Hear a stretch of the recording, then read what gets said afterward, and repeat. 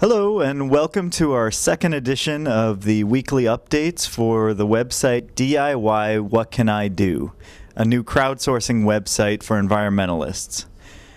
This week I'd like to focus more on the people we're following on Twitter, and I'd also like to focus on a movement within the DC community where they have taken call boxes and they've repurposed them into public art. So moving on, let's go into our Twitter followers and the people that we are following. First off, I'd like to talk about one of the Twitter people we've been following named Free Adventures.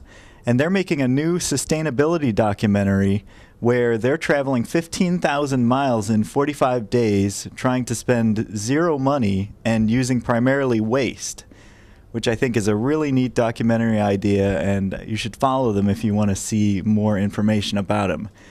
I'd also like to focus on Ian Moyes, and I apologize, Ian, if I've mispronounced your name, but what he has created is something called Reuse Connection, and it's a website where people can get together and meet and trade stuff that they use or don't use anymore, and get what they need from other people, but reusing it in the process.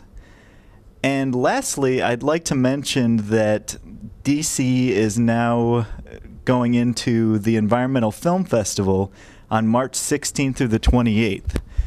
What I'd ideally like, and for anybody who's interested, please contact me, I'd like to have a few eyes on the street, so to speak, for the film festival. So let me know if you'd like to submit video or do interviews of people who are on the site and just see what's going on with this festival.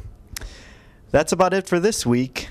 Make sure to follow us on Twitter and become our fan on Facebook, because we'd love to keep in contact and see what we can all come up with. And remember, keep sharing the good news and keep looking out and keep updated.